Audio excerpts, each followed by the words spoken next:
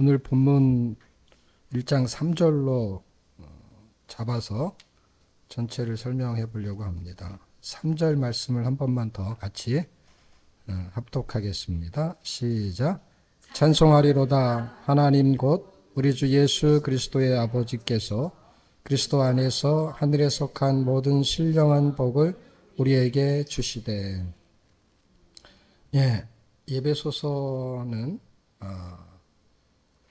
구원에 관한 내용이 전개되면서 뒤로 가면 교회론으로 연결이 돼요. 그래서 구원론과 교회론을 설명할 수가 있는데, 1장에서는 그 구원이 어떻게 진행이 되는 과정과 2장에서는 그들이 예수를 믿게 되면은 하나님의 가족이 된다, 권속이다. 그게 이방인이든 유대인이든 똑같이 가족이 된다 라는 기준을 잡아줍니다.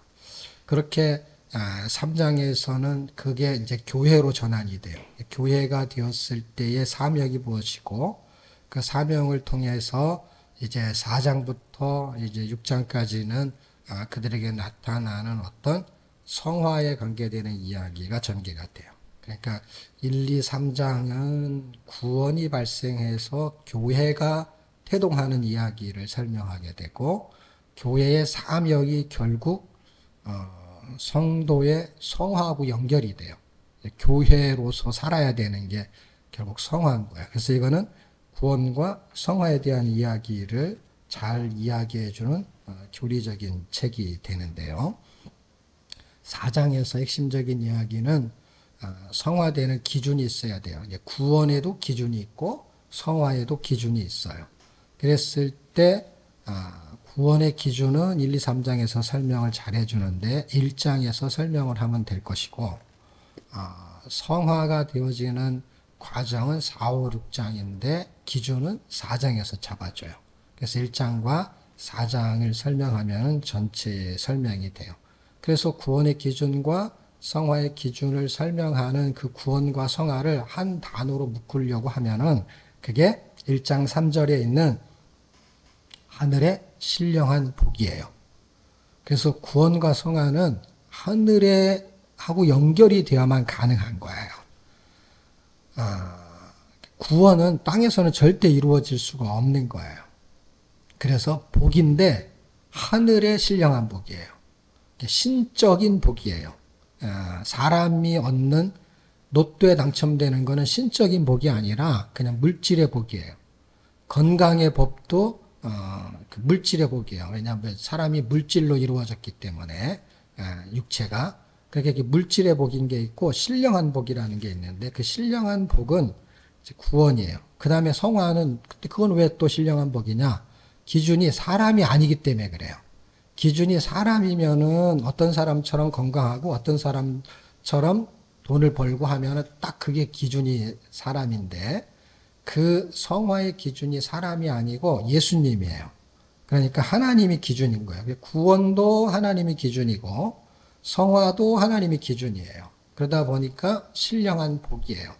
그래서 주제를 하나로 잡으면은 예배소서는 신령한 복을 설명하는데 그게 두 개로 나눠지는 것이죠. 하나는 구원이고 하나는 성화가 되는 거예요. 그렇게 한 권을 볼 때 그렇게 아주 간단하고 심플한 거예요. 물론 이 안에 들어가서 1장에서 말하려고 하는 것만 하더라도 뭐 얼마나 많은 이야기가 있겠어요. 그리고 한 절에서도 말하고 싶은 게 무궁무진하거든요. 그 다음에 한 단어만 가지고도 뭐 몇 시간씩 얘기하는 사람들이 많아요. 근데 성경은 그렇게 공부하는 방법만 있는 게 아니라 일반 성도들은 그런 식으로 공부를 100날, 1000날 죽을 때까지 해도 창세기부터 요한계시록까지의 공부를 다 하기가 어려워요. 그런데 성경을 읽어야 돼요. 그리고 성경이 말하는 의도를 찾아야 돼요. 그러려면은 말하고 싶은 요지를 발견하는 게 가장 유익한데, 그래서 큰 그림을 그린 다음에 그 다음에는 그렇게 공부하든 저렇게 공부하든 여러분이 상황이 되고 시간이 되고 에너지가 되는 만큼 깊이 있게 공부하는 거는 뭐 얼마든지 사람의 특성에 따라서 그건 하시면 됩니다. 그런데 전체를 아는 거는 누구나 다 알아야 되는 거예요. 근데 사람들은 전체는 모르는 상태에서 부분을 너무 많이 공부하다 보니까 부분적인 것들 때문에 전체를 놓치면서 대의를 놓쳐버리다 보니까 부분적인 것 때문에 이단이 발생하거나 또는 하나님의 뜻을 발견하지 못하고 어떤 그 율법적인 기준에 갇히게 되는 경향들이 많습니다. 그래서 우리는 다는 모르지만 의도를 파악하는 게 굉장히 중요하고 그 의도를 파악하면 다 몰라도 방향이 바뀌지 않아요. 그렇기 때문에 그런 방식을 우리가 선택했다는 게 굉장히 유익하다는 것입니다. 자, 1장 3절에서 신령한 복이고 신령한 복은 구원과 성화라고 했고 구원은 기준은 삼위일체 하나님이에요. 그래서 1장 3절에 처음부터 출발하는 게 뭐냐면 찬송하리로다 라고 하면서 찬송의 내용이 전개가 되는 거예요. 근데 놀랍게도 찬송하리로다 라고 하면서 찬송을 3번 합니다. 3번 한다는 게 무슨 뜻이냐면 1장 6절에 그의 은혜의 영광을 찬미하게 하려는 것이다.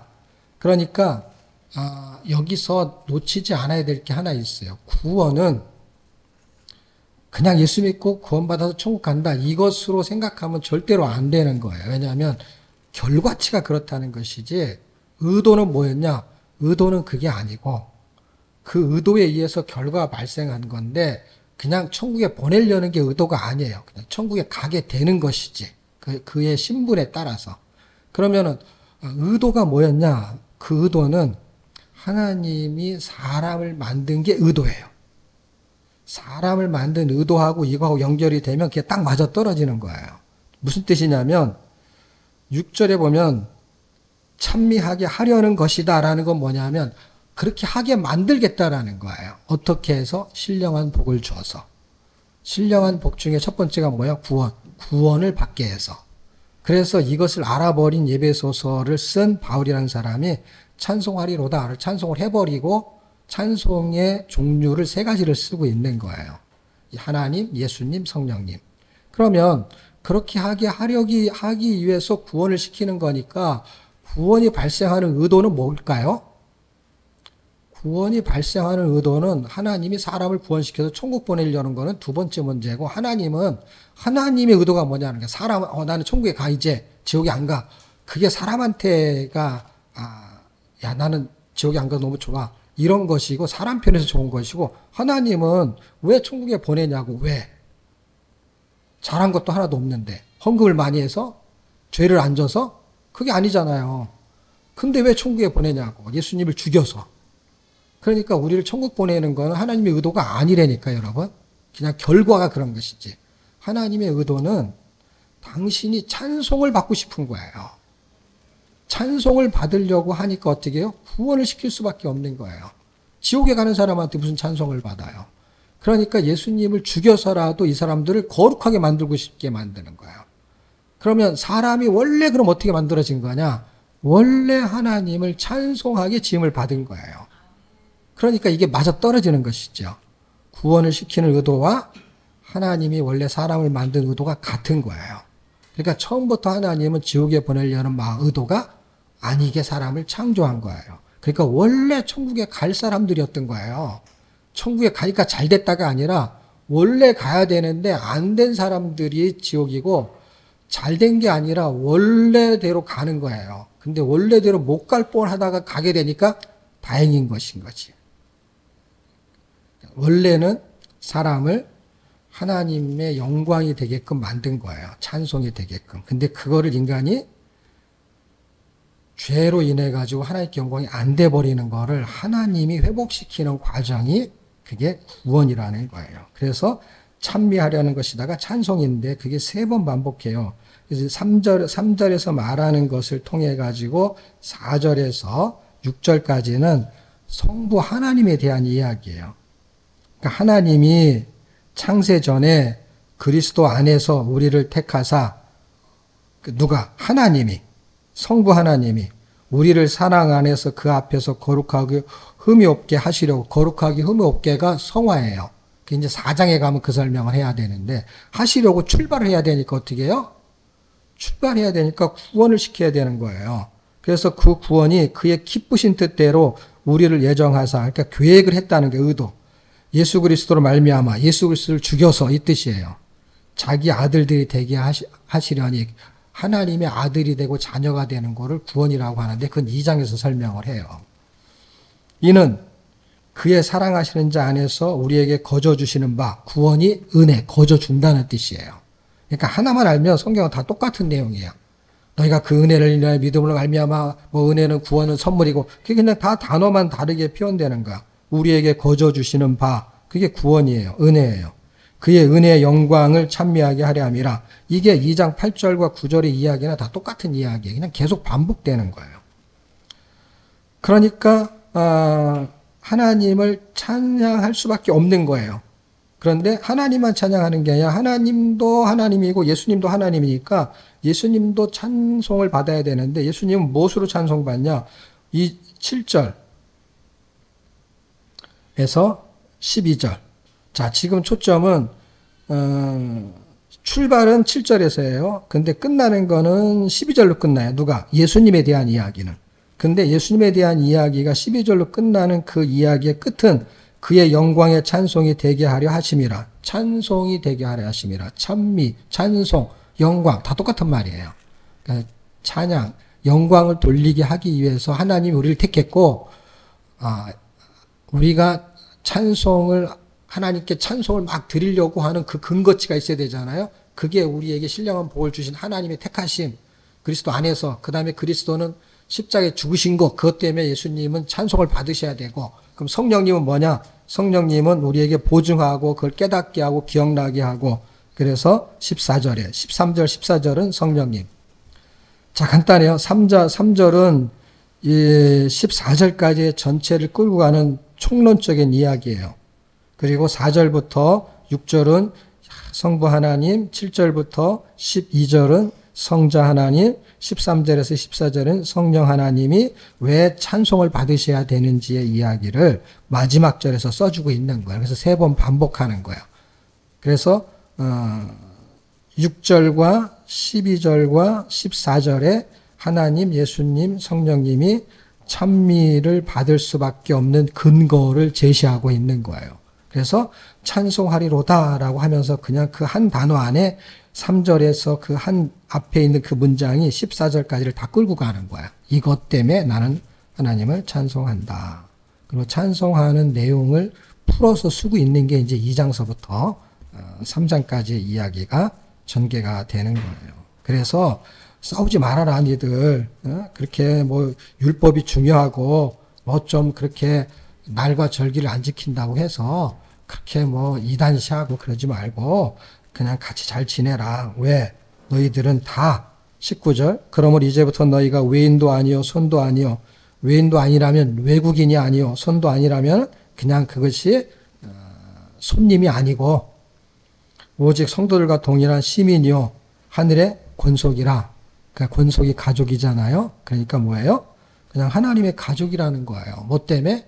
1장에서 진행되는 그 하나님의 신령한 복 때문에 우리가 그냥 가족이 됐다는 것입니다. 그 가족이 된 거를 교회라고 하는 거예요. 그래서 교회라는 단어가 3장 10절에 나오잖아요. 그래서 이제는 교회라는 거, 한 교회가 된 거예요.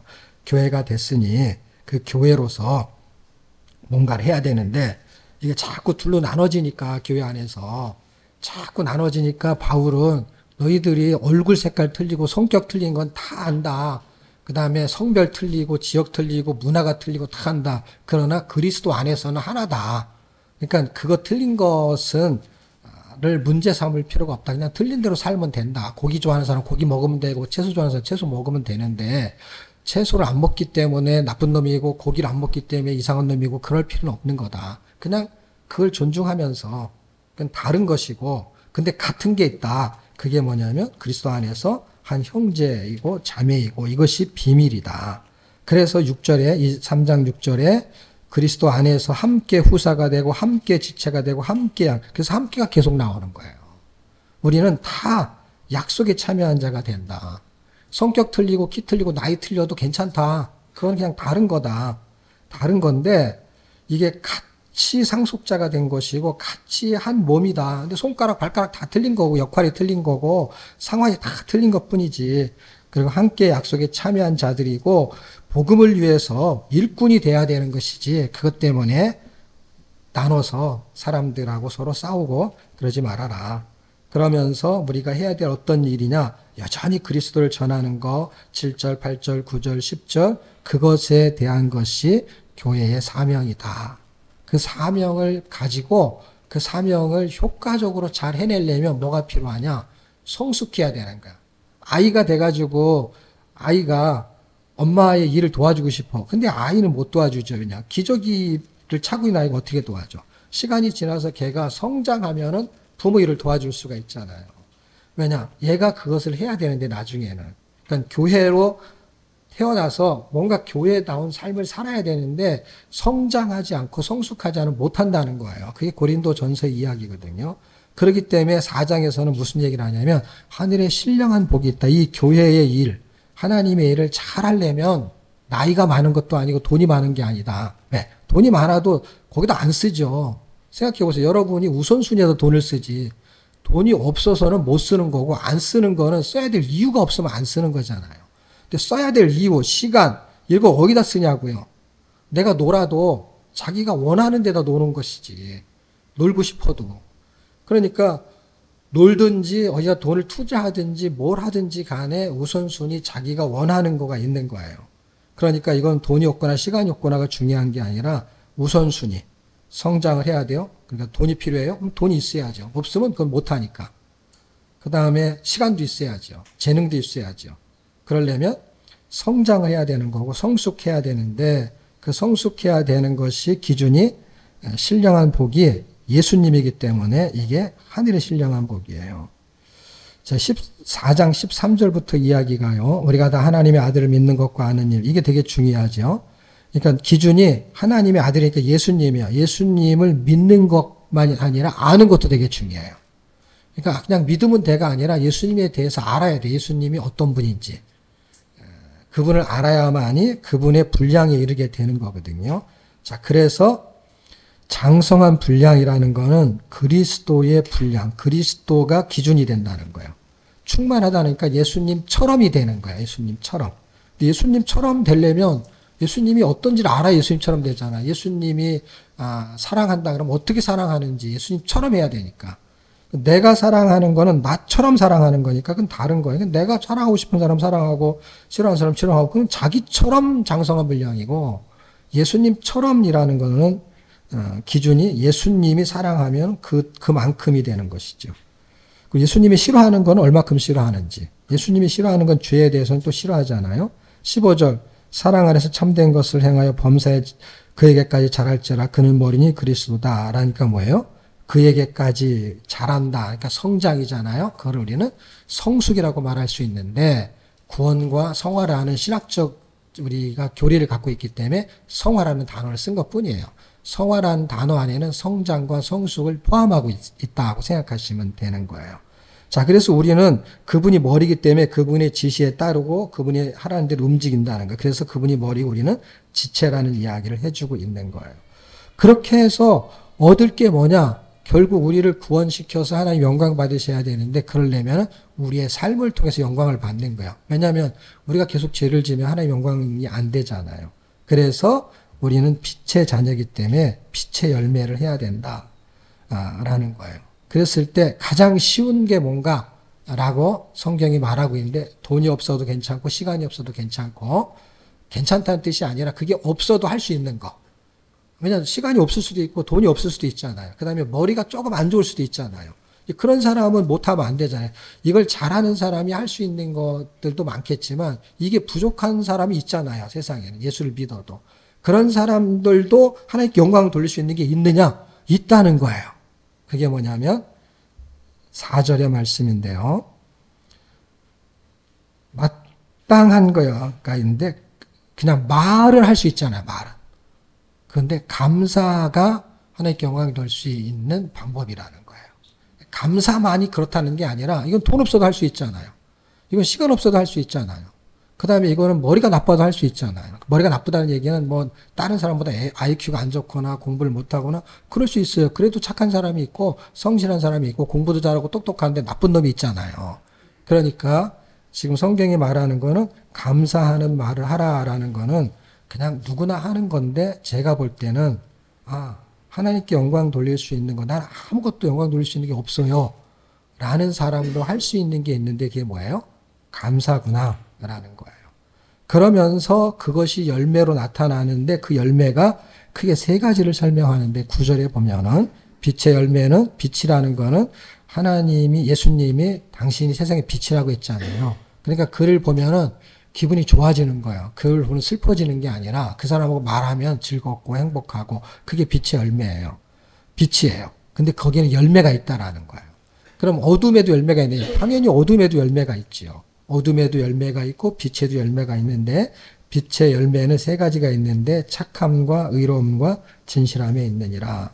그럼 뭐 착함과 이런 거 진실함을 뭐 어떻게 해석하면 됩니까? 그냥 예수님처럼이에요, 결국에는. 착함의 기준도 착하다라는 거에 반대는 악하다잖아요. 착하고 악한 거는 우리끼리의 기준이 있어요.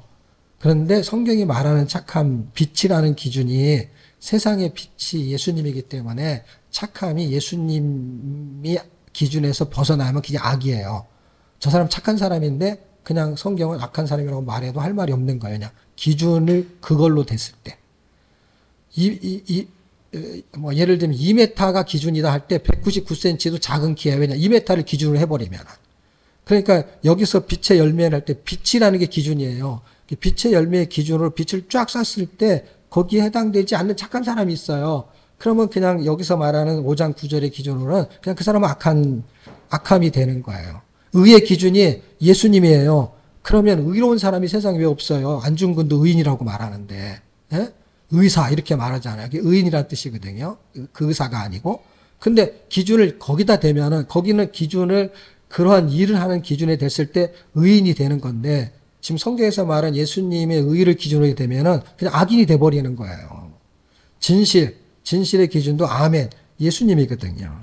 그래서 결국 이게 쉽게 되냐? 당연히 쉽게 안 되죠. 왜냐하면 신령한 복이니까. 그러니까 신령한 복이라는 거는 사람 쪽에서 할 수가 없다라는 걸 이해하셔야 돼요. 왜? 빛의 열매잖아요. 내 열매가 아니고.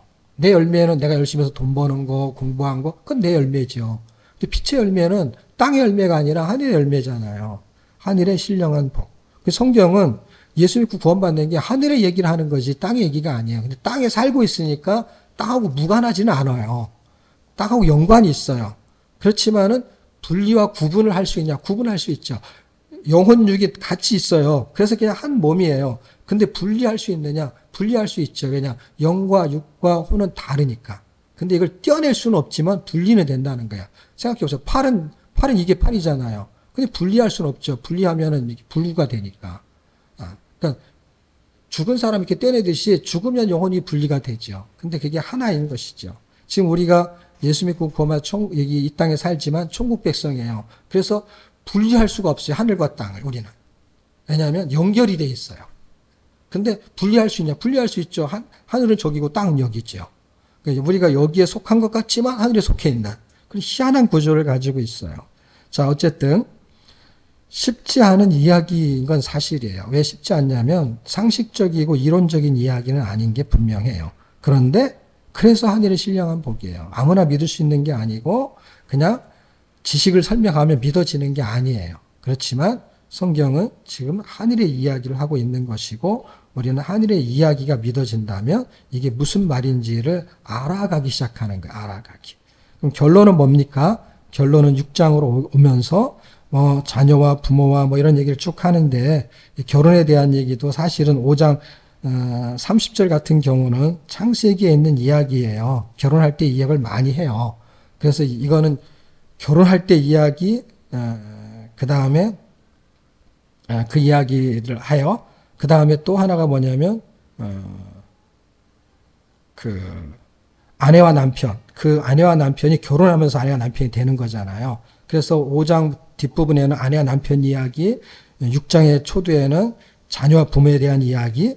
그래서 이 이야기가 5장과 6장에 나눠져 있지만 사실은 옛날에 장이 없었으니까 스토리로 전개가 되는 거예요. 그러니까 마지막 부분에 이 이야기가 나오고 있다라는 거예요. 그러니까 1장서부터 6장까지로 가면 6장은 이제 마지막 부분이잖아요. 마지막 부분에 결국 뭘 말하고 싶은 거냐면은 예수를 믿게 되면은 사람이 이방인이든 외국인이든 다 한 가족인 것처럼 예수를 믿게 되면은 신기하게 하나님과 한 몸이 된다는 이야기를 하는 거예요.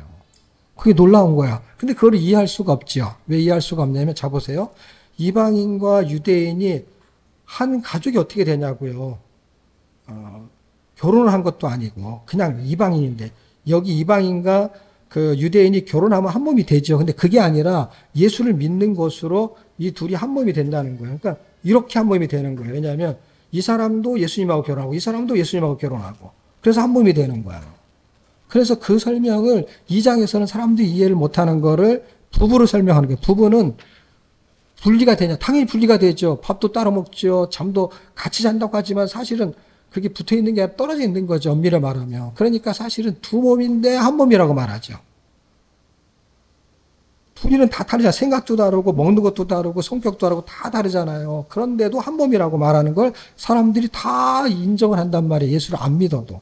그러니까 지금 이 이야기는 동서고금을 막론하거나 예수님이 말할 때 그 전부터 부부가 그냥 한 몸이라는 것으로 다 그렇게 이해가 됐던 거예요. 알고 보면.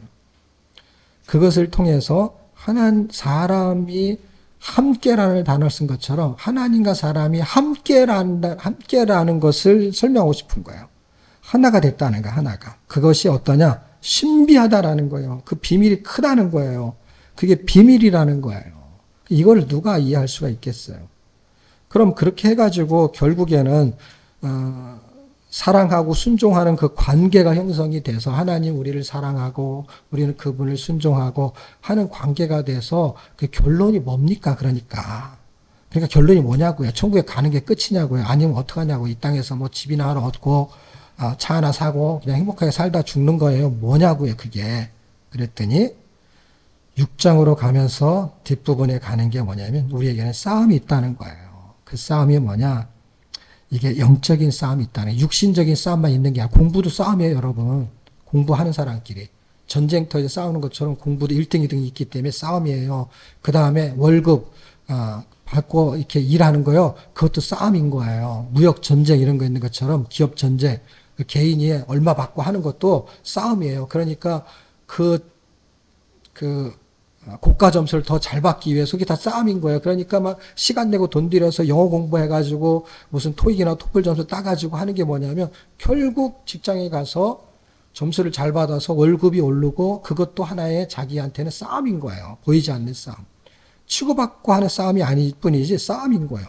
그러니까 그런 싸움만 있는 게 아닌데 영적인 것도 싸움이 있다라는 거예요. 우리는 혈과 육에 대한 것이 아니라 혈과 육에 대한 싸움도 있느냐? 있어요. 근데 지금 혈과 육에 대한 싸움에 플러스 알파가 있다는 게 예수를 믿게 되면 이 싸움까지 해야 된다는 거예요. 그게 10절, 11절, 12절 말하는 거예요. 그래서 이기려면 어떻게 되느냐? 계속 성경은 우리에게 방법을 설명해요. 이기려면 전신갑주가 필요하다. 이기려면 어떻게 돼요? 열심히 공부해라. 이기려면 어떻게 돼요? 열심히 운동해라. 이기려면 어떻게 돼요? 이기려면 열심히 네가 뭔가를 수고해라. 이런 것처럼 이기려면 어떻게 돼요? 하나님의 전신갑주를 입어라. 그게 싸움은 이미 시작되었고 결국 우리가 1장에서 6장까지 공부를 다 하고 나면 원론으로 돌아가는 거예요. 원론으로 돌아가는 게 뭐예요? 하나님께 영광이 되기 위해서는 싸움에서 이겨야 되는 거예요. 이겨야 되는데 지면 영광이 안 되잖아요. 그러니까 이겨야 되는데 이길 수 있는 방법은 하나님의 전신갑주. 그럼 예수님도 싸워서 이겼느냐? 싸워서 이겼죠. 마태복음 4장 4절서부터 마귀하고 싸웠잖아요. 전신갑주를 입고 말씀으로 이겼잖아요. 그러니까 예수님처럼 이기라는 거예요. 말씀으로. 그래서 그 이야기를 14절, 15절, 16절 성령의 검 결국 뭐예요? 말씀과 기도가 우리한테 최고의 무기다.